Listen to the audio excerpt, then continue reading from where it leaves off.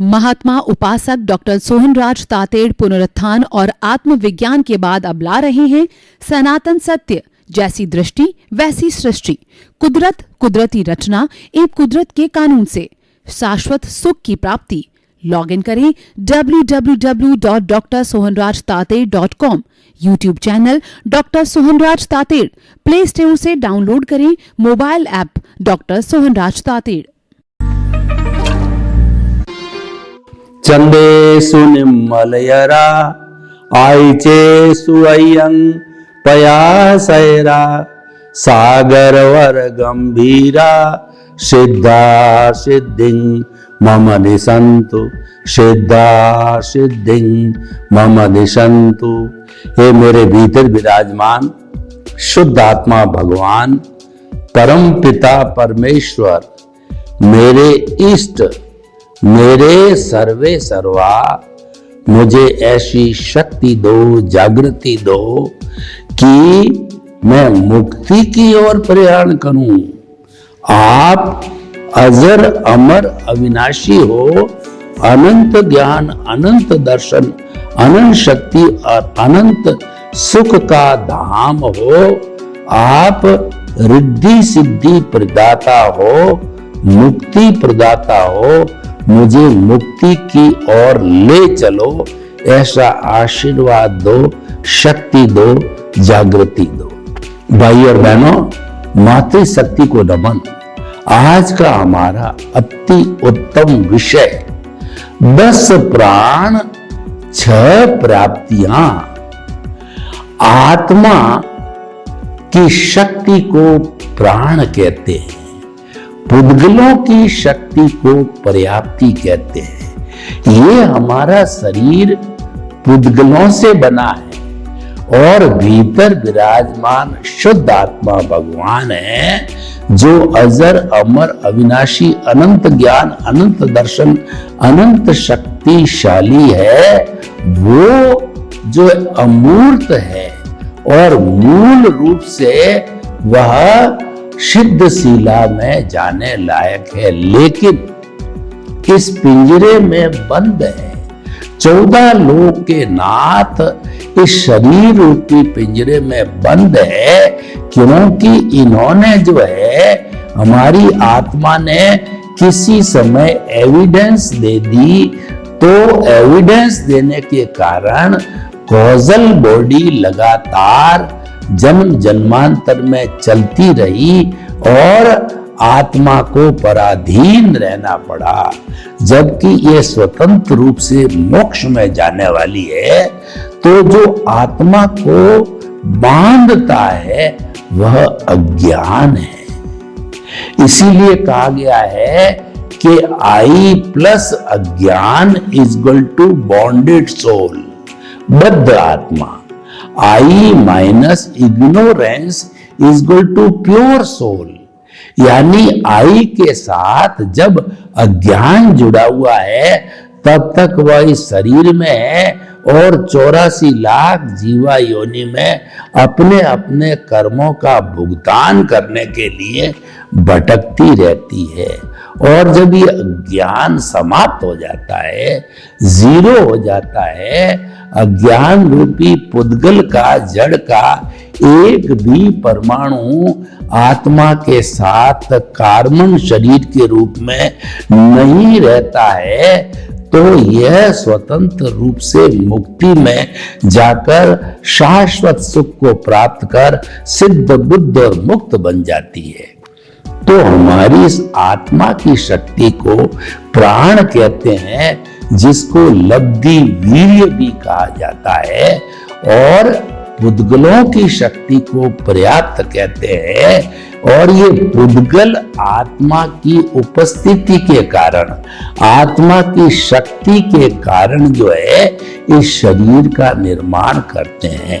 कुल प्राण 10 प्रकार के हैं। वो कौन कौन से है? 5 इंद्रियां, स्पर्शन, रसन, घ्राण, चक्षु, श्रोत्राणि इंद्रियाणि। 5 इंद्रियों के प्राण। मनोबल, मन का प्राण। वचन बल जो है हमारी भाषा का प्राण। काया बल शरीर का प्राण, श्वासोच्छ्वास प्राण और आयुष्य प्राण, ये 10 प्राण हमारे जो आत्मा की शक्ति को कहते हैं। और आत्मा की शक्ति का अर्थ ये हुआ कि आत्मा तो अमूर्त है, लेकिन उसमें से निकलने वाली ये भाव सत्ता के साथ में ये प्राण काम करते हैं। और पर्याप्ति है वह पुद्गलों की शक्ति को कहते हैं, क्योंकि पुद्गल जो है शक्ति बिना कार्य नहीं कर सकता, शक्ति बिना शरीर का निर्माण नहीं कर सकता, और इस आत्मा को इस पिंजरे में बंद नहीं रख सकता।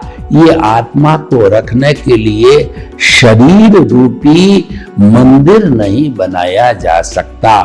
पुद्गलों की शक्ति आवश्यक है, उसको कर्ण वीर्य भी कहते हैं। ये 6 प्रकार की होती है: आहार प्राप्ति, शरीर प्राप्ति, इंद्रिय प्राप्ति, भाषा प्राप्ति, और जो है वो हमारा श्वासोच्छ्वास प्राप्ति, और जो है वो हमारा आहार, शरीर, इंद्रिय, श्वासोच्छ्वास, भाषा, और ये प्राप्ति, ये 6 प्राप्तियां हो गई। तो हम एक एक करके प्राण का और प्राप्तियों का विवेचन करते हैं। सबसे पहले 5 इंद्रियों के 5 प्राण होते हैं। देखिए, जो हमारी ये 5 इंद्रियां हमको बाहरी रूप दिखाई देती है, ये इसका द्रव्य रूप है, और ये द्रव्य रूप है वो पर्याप्ति के द्वारा चलता है, संचालित होता है। इंद्रिय प्राप्ति, क्योंकि ये पुद्गल है, इसीलिए इंद्रिय प्राप्ति के द्वारा ये पुद्गल जो जैसा जैसा शरीर होता है, शरीर 5 तरह के होते हैं। जैसे कि देखिए, हमारे 5 तरीके से औदारिक, हाड़ मांस के शरीर को औदारिक शरीर कहते हैं। वैक्रिय शरीर जो कि नारकी और देवता के होता है, वो कपूर की तरह होता है। जब उनका आयुष्य समाप्त हो जाता है तो वो ऑटोमेटिक फूट जाता है। जो है कपूर कैसे फूटता है, गुब्बारा कैसे फूटता है, उसको हमारे इस औदारिक शरीर की तरह न तो जलाया जाता है न गाड़ा जाता है। और आहारक शरीर होता है जो कि ऐसे कहना चाहिए कि बहुत ही जो है साधनाशील, जो ऋषि महर्षि होते हैं, मुनिगण होते हैं, वो झूठ नहीं बोलते। तो उनको कोई प्रश्न करता है, उनको जवाब नहीं आता है, तो जहां उनका गुरु विराजित होता है 1000 किलोमीटर पे, 500 किलोमीटर पे, 100 किलोमीटर पे, तो वो एक हाथ का मंत्रित पुतला छोड़ते हैं, जिसको आहारक शरीर कहते हैं। वह गुरु के चरणों में नमस्कार करके और गुरु समझ जाते हैं, उसका उत्तर लेकर के पुनः आंख झपके जितना उस मुनि के शरीर में प्रवेश कर लेता है। यह पुतला वही छोड़ सकता है जो कि अप्रमत्त अवस्था हो, 7वां गुण स्थान के नीचे नहीं छोड़ा जा सकता। साधनाशील मुनि ही जो है इसको तैयार कर सकता है।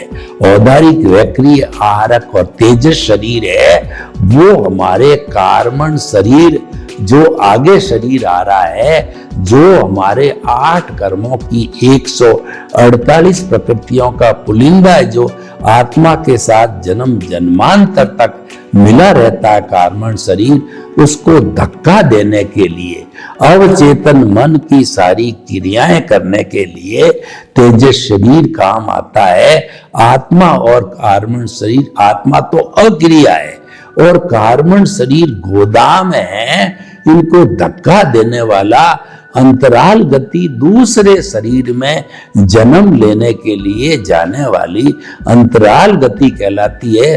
उसको धक्का देने वाला तेजस शरीर है।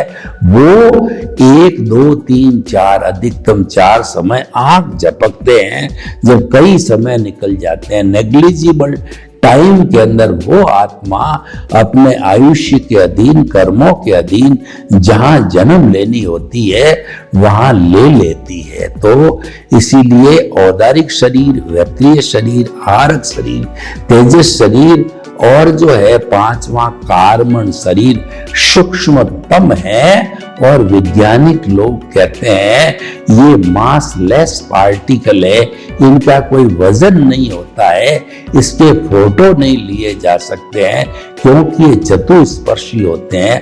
और तेजस शरीर से ऊपर वाले अष्ट स्पर्शी होते हैं, वो दिखाई देते, इनके फोटो लिए जा सकते हैं। ये बेसिक डिफरेंस है। तो हम बात करें थे प्राणों की, 5 इंद्रियों का जो हमने विवेचन किया, ये जो दिखाई देती है बाहर, ये तो अपना अपना काम करती है, लेकिन इसको जो प्राण मिलता है, इसको भाव प्राण बोलते हैं, वह मिलता है आत्मा के द्वारा, जिसको कि हम कहते हैं 5 इंद्रियों के 5 प्राण कहते हैं। और जो बाहरी उसका जो शेप बनता है, चमड़ी का, आंख का, नाक का, कान का है, ये इंद्रिय प्राप्ति के द्वारा बनता है। तो इसीलिए बाहर का जो द्रव्य रूप है वह पुद्गलों की शक्ति है, जिसको प्राप्ति कहते हैं। और भीतर जो प्राण मिलता है, जिसके माध्यम से मान लीजिए रेटिना ना हो तो वो व्यक्ति जन्मांध होगा, वो जीवन भर नहीं देख पाता। तो रेटिना है, ये जो है वो आंख की प्राण शक्ति है। चमड़ी है तो चमड़ी तो है, लेकिन ये स्पर्श करने का जो गुण प्राप्त करती है वो प्राणों के द्वारा करती है। रसन जीभ मान लिया, लेकिन जीभ जो रस लेती है, खट्टा मीठा तिक्त कटु कषाय, ये जो उस प्राण के कारण होता है। और आंख होती है वो जो है प्राण के कारण होती है। श्रोतेंद्रिया बाहर का रूप तो है, लेकिन वो सुनती है जब उसको श्रोतेंद्रिय प्राण मिलता है। तो ये 5 तरह के प्राण हैं, वो इंद्रियों के हो गए। छठा मनोबल, मन पौद्गलिक है, मन नौकर है, मन पैदा किया जाता है। मनन के पहले और मनन के बाद मन नहीं होता, केवल मनन किया जाता है, सोचा जाता है, तभी मन पैदा किया जाता है। तो मन को पैदा करने वाला होता है वो प्राण, मनोबल होता है।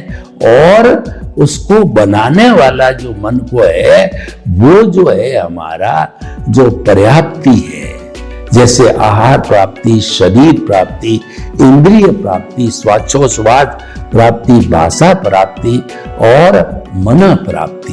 तो ये मन को बनाने वाली प्राप्ति होती है। तो ये मन को तैयार करती, कि मन पौद्गलिक है। तो ये शक्ति होगी मन की। वचन बल, वचन जो है हम बोलते हैं उसमें तो पुद्गल काम आते हैं, पर चिंतन पूर्वक बोला जाता है, क्या बोलना चाहिए क्या नहीं बोलना चाहिए। गूंगा व्यक्ति है, उसके भीतर उसके जीभ वगैरह सब होती है, कंठ कूप सब होते हैं, भीतर प्राण नहीं है, इसीलिए गूंगा होता है। और व्यक्ति के भीतर आंखों में प्राण नहीं है, इसलिए अंधा होता है। तो भाई और बहनों, ये प्राण जरूरी है शरीर के अंदर। अगर शरीर का प्राण नहीं है तो लकवा मार जाता है, वहां पे सुन्न हो जाता है, चेतना नहीं रहती है। चेतना की हाजिरी को प्राण कहा जाता है।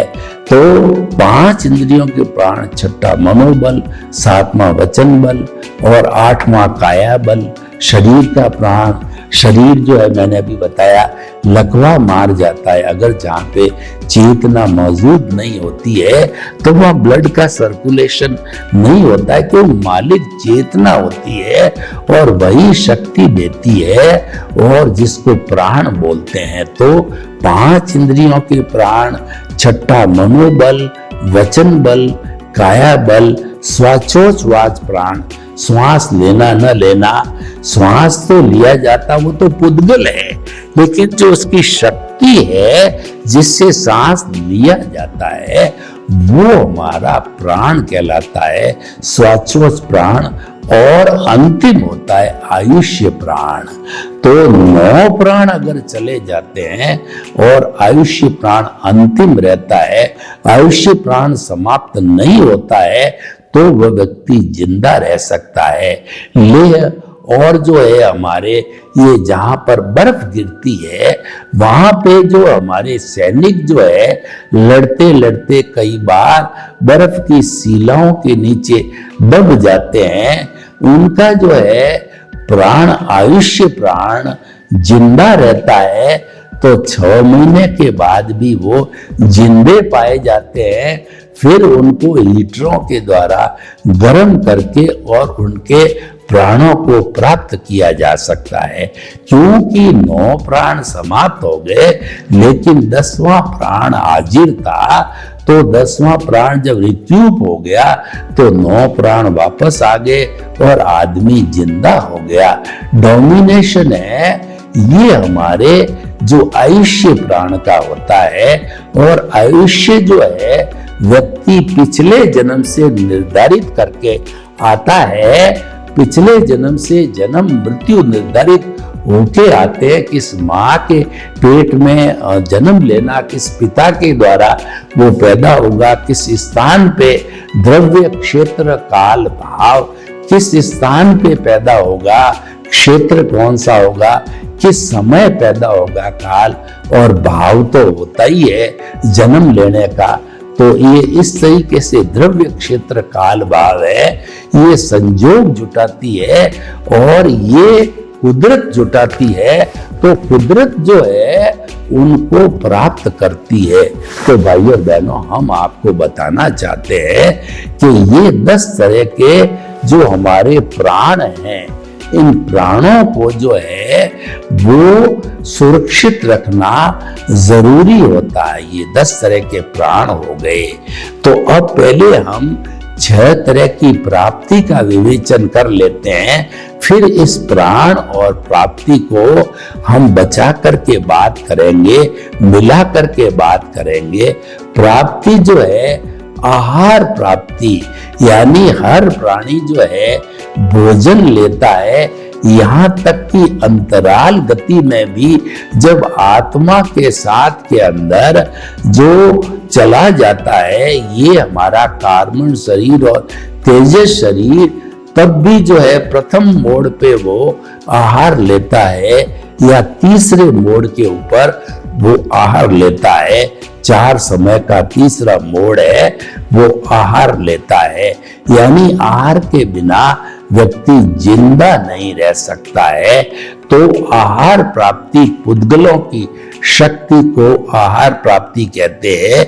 जैसे कि जो हम भोजन करते हैं तो वह भोजन पौद्गलिक होता है, तो उस भोजन की शक्ति अलग अलग व्यंजनों की अलग अलग टेस्ट होता है, तो उसकी शक्ति को जो है आहार प्राप्ति कहते हैं। दूसरा, ये जो शरीर हमारा जो बनता है, वह शरीर जो है वो बनता है शरीर प्राप्ति के द्वारा।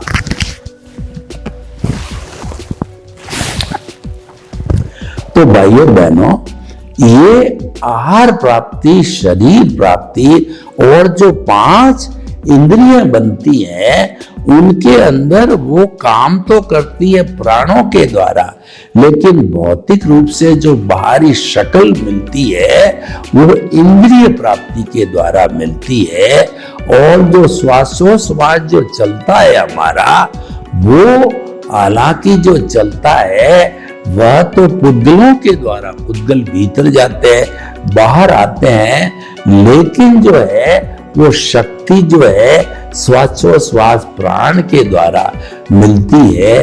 और अंतिम जो है हमारा आयुष्य प्राण होता है और मन प्राप्ति होती है। मन को जो है चलाने वाली प्राप्ति होती है। जो मन पौद्गलिक होता है तो मन प्राप्ति होती है। और आयुष्य जो है वह अंतिम होता है, वो आयुष्य का जो है प्राण होता है वह आयुष्य प्राण होता है। तो भाइयों बहनों, ये बातें हमने क्यों बताई? आपको प्राण और प्राप्ति की बातें इसीलिए बताई जाती है कि आत्मा की शक्ति और पुद्गलों की शक्ति मिलकर के ये शरीर बनता है और ये शरीर फंक्शन करता है। यानी अकेली जो आत्मा की शक्ति काम नहीं करती है, अकेली आत्मा होगी वो तो शुद्ध फॉर्म में है ही है। और जब सारे पुद्गल समाप्त हो जाएंगे, यानी प्राप्तियां, छह प्राप्तियां समाप्त हो जाएगी, तो इसका अर्थ यह हुआ कि अज्ञान है वो समाप्त हो गया। और ऐसी स्थिति के अंदर वो हमारी जो आत्मा है वो सिद्ध बुद्ध और मुक्त बन जाएगी। इसलिए पर्याप्ति है तो ये मन वचन काया है, और पर्याप्ति नहीं है तो शुद्ध आत्मा मुक्ति में चली जाती है।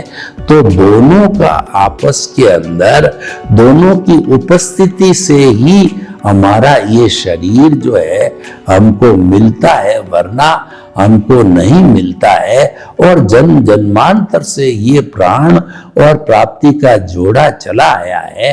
लेकिन हमारा लक्ष्य है कि अज्ञान को समाप्त करना, यानी संपूर्ण जो है हमारी छह प्राप्तियों को समाप्त करके और आत्मा जो है अरूपी रूप में शुद्ध अवस्था के अंदर आ जाए, ताकि कि वह जो सिद्ध शिला में जाकर के और विराजमान हो जाए, वहां पर जो है वह शाश्वत सुख को प्राप्त कर लेती है।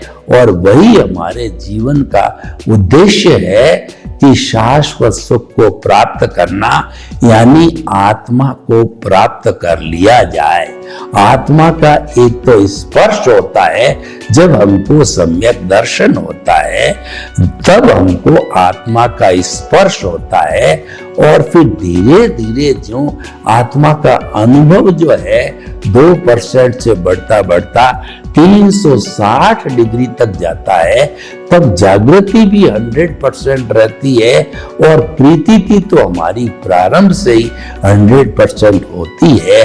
तो प्रीति, जागृति, अनुभव तीनों एक टॉप लेवल पर आ जाते हैं, नीचे नहीं गिरते हैं। तो ये जो अवस्था होती है, ये अवस्था जो कहना चाहिए कि हमारे रियल पुरुषार्थ की अंतिम अवस्था होती है। और ये अवस्था आने पर जो है उस जीव को जो है वो केवल दर्शन हो जाता है, यानी अब पुरुषार्थ करने की जरूरत नहीं है। इसका मतलब पुरुषार्थ करने वाली प्रतिष्ठित आत्मा समाप्त हो जाती है, और थोड़ी बहुत बची हुई जो डिस्चार्ज प्रतिष्ठित आत्मा है, जो कि वेदनीय आयुष्य नाम और गोत्र कर्म से बंधी हुई होती है, तो उसको भुगतने तक जो है वह जीव केवल ही रहता है और उसका अज्ञान समाप्त हो जाता है।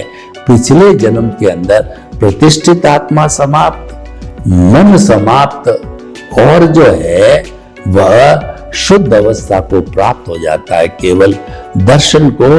और सबसे बड़ी बात है कि अज्ञान समाप्त हो जाता है।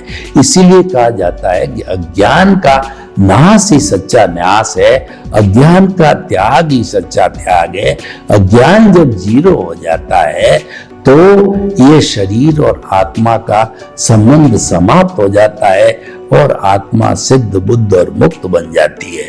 तो ये सारा जो है मुक्ति तक पहुंचने का जो रास्ता है, उसमें प्राण और प्राप्ति को समझना बहुत जरूरी है। और ये समझने से हमको भाव और द्रव्य दो पक्ष समझ में आते हैं कि जो पुद्गलों की शक्ति है वो द्रव्य शक्ति है, और भावों की शक्ति है वो प्राण शक्ति कहलाती है। प्राण शक्ति के द्वारा ही हमारी द्रव्य शक्ति है वो नियंत्रण होती है। द्रव्य जो है वह हमारा साधन है और जो भाव है, जो चेतना है, वो हमारा साध्य है, क्योंकि मुक्ति में जाने वाली आत्मा ही होती है और सिद्ध बुद्ध मुक्त होने वाली आत्मा ही है। तो आखिर हमको क्या समझना चाहिए कि मनुष्य जीवन मिला है, अद्भुत जीवन है और ये बार बार नहीं मिलता है। और इसके अंदर हमारी जो है वैदिक परंपरा ये कहती है कि 8 कर्मतर लगातार सुकृत करते रहो तो 9वां भव मनुष्य का मिलता है। उसके अंदर कोई भी गड़बड़ी हुई, कोई भी शिथिलता बरती गई तो 99 भव के बाद में मनुष्य जन्म मिलता है और उसमें भी कोई कमी बेसी रही तो 999 भवों के बाद मनुष्य जन्म मिलता है। यानी कितना दुर्लभतम यह भव है। तो हमारी प्रथम प्राथमिकता क्या होनी चाहिए कि हमारे केंद्र के अंदर आत्मा रहनी चाहिए। देखिए, जब कभी हम लक्ष्य बनाते हैं तो लक्ष्य के केंद्र में कोई चीज होती है। जैसे कि जो है अर्जुन ने लक्ष्य बनाया था कि राजा द्रुपद की जो पुत्री द्रौपदी थी महाभारत के अंदर, उसका संयमवर रचा गया। तो उसके पिताजी ने एक शर्त रखी कि जो कोई योद्धा जो ऊपर जो टंगी हुई मछली घूम रही है और उसकी नीचे जो है वो जो कहना चाहिए किसी बर्तन के अंदर उसकी बड़े बर्तन में परछाई पड़ रही है, तो उस परछाई को देखकर जो उल्टी दिशा के अंदर तीर चला करके और जो मछली ऊपर घूम रही है उसकी आंख को बींद देगा, तो ऐसा योद्धा के साथ द्रौपदी का विवाह होगा। तो अर्जुन जो है गांडीव धनुषधारी था और जो द्रोणाचार्य का सर्वश्रेष्ठ धनुर्धर था, तो उसने जो है केवल अपना साध्य साधा। यानी कि उसको पूछा गया कि आपको क्या दिखाई दे रहा है, तो अर्जुन ने कहा जिस आंख को मुझे बींदना है मात्र वही आंख दिखाई दे रही है। जबकि दूसरे राजकुमारों ने ये बताया कि घूमती हुई मछली दिख रही है, किसी ने कहा पानी में उसकी परछाई दिख रही है, किसी ने कहा कि ये पंखे रूप में घूम रही है।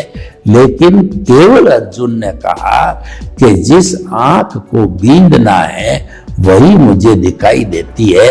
तो जो आत्मार्थी है, जो मुक्ति चाहते हैं, वो अपने केंद्र के अंदर आत्मा को स्थापित करें। केंद्र का अर्थ ये हुआ कि हमारा जो ये आज्ञा चक्र है, पिनियल ग्रंथि का जो ये दर्शन केंद्र है, वहां से हम भीतर जाकर के आत्मा के दर्शन करते हैं। यहाँ पर जो है शुद्ध भावों के साथ के अंदर प्राण प्रतिष्ठा करके, क्योंकि हमारी आत्मा भी अरूपी है तो भाव शुभ होने चाहिए और भावों से ही प्राण प्रतिष्ठा होती है और भावों से ही मुक्ति मिलती है। क्रिया से मुक्ति नहीं है, क्रिया से तो व्यवहार है और वो रिलेटिव सत्य है। और जो हमारे भावों से जो मुक्ति मिलती है वो रियल सत्य। यानी कि हमारा कहने का अर्थ ये है कि आत्मा के साथ जुड़ना रियल पुरुषार्थ है। और जो है हम अगर पुद्गलों के साथ जुड़ते हैं, पर्याप्ति के साथ जुड़ते हैं, तो रिलेटिव पुरुषार्थ है। तो इस तरीके से सारा मुक्ति के लिए प्राण और प्राप्ति की जानकारी करना आवश्यक है। सर्वे भवन्तु सुखिनः, सर्वे सन्तु निरामया। लोग के जीवों को सुख मिले, शांति मिले, आनंद मिले, प्रेम मिले, सौहार्द मिले और सभी हम अभ्यास करते करते शाश्वत सुख को प्राप्त करें। आपके प्रति मंगल भावना। ओम शांति। महात्मा उपासक डॉक्टर सोहनराज तातेड़ पुनरुत्थान और आत्मविज्ञान के बाद अब ला रहे हैं सनातन सत्य, जैसी दृष्टि वैसी सृष्टि, कुदरत, कुदरती रचना एवं कुदरत के कानून से शाश्वत सुख की प्राप्ति। लॉग इन करें www.drsohanrajtater.com। YouTube channel doctor Sohanraj Tated. Play store से डाउनलोड करें mobile app doctor Sohanraj Tated.